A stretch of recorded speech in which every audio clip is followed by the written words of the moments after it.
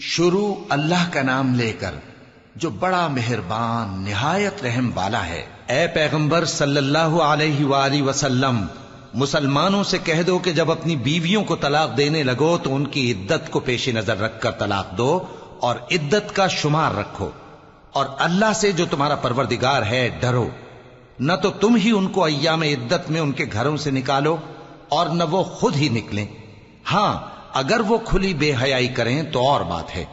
اور یہ اللہ کی حدیں ہیں، اور جو اللہ کی حدوں سے تجاوز کرے گا وہ اپنے آپ پر ظلم کرے گا۔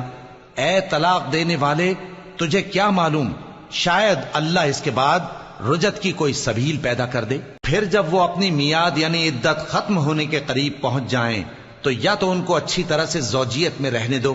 یا اچھی طرح سے علیحدہ کر دو، اور اپنے میں سے 2 منصف مردوں کو گواہ کر لو، اور اے گواہو اللہ کے لیے درست گواہی دینا۔ ان باتوں سے اس شخص کو نصیحت کی جاتی ہے جو اللہ پر اور روز آخرت پر ایمان رکھتا ہے،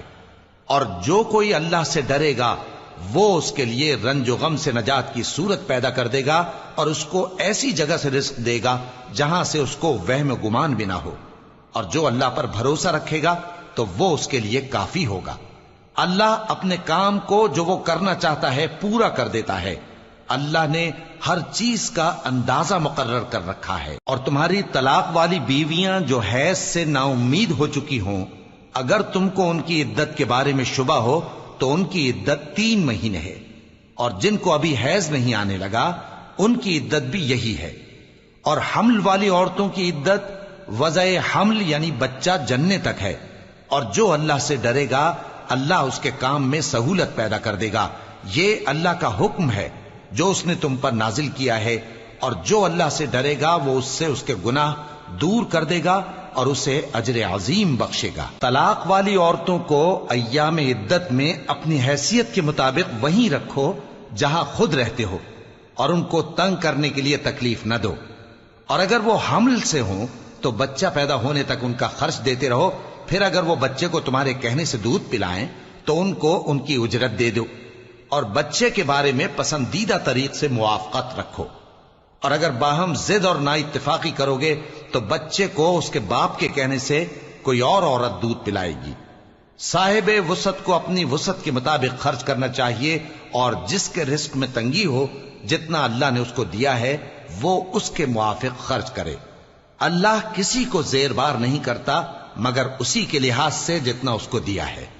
اور اللہ ان قریب تنگی کے بعد آسانی کر دے گا۔ اور بہت سی بستیوں کے رہنے والوں نے اپنے پروردگار اور اس کے پیغمبروں کے احکام سے سرکشی کی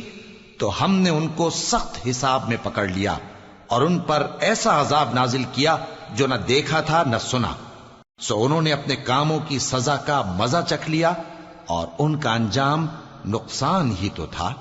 اللہ نے ان کے لیے سخت عذاب تیار کر رکھا ہے۔ تو اے عقل والو جو ایمان لائے ہو، اللہ سے ڈرو۔ اللہ نے تمہارے پاس نصیحت بھیج دی ہے، یعنی ایسے پیغمبر جو تمہارے سامنے اللہ کی واضح آیتیں پڑھتے ہیں تاکہ جو لوگ ایمان لائے اور عمل نیک کرتے رہے ہیں ان کو اندھیروں سے نکال کر روشنی میں لے آئیں، اور جو اللہ پر ایمان لائے گا اور عمل نیک کرے گا وہ ان کو جنتوں میں داخل کرے گا جن کے نیچے نہریں بہ رہی ہیں،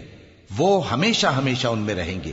اللہ نے ان کے لیے کیا خوب رزق رکھا ہے۔ اللہ ہی تو ہے جس نے 7 آسمان پیدا کیے اور ویسی ہی زمینیں بھی، ان میں اللہ کا حکم اترتا رہتا ہے تاکہ تم لوگ جان لو کہ اللہ ہر چیز پر قادر ہے، اور یہ کہ اللہ اپنے علم سے ہر چیز کا احاطہ کیے ہوئے ہے۔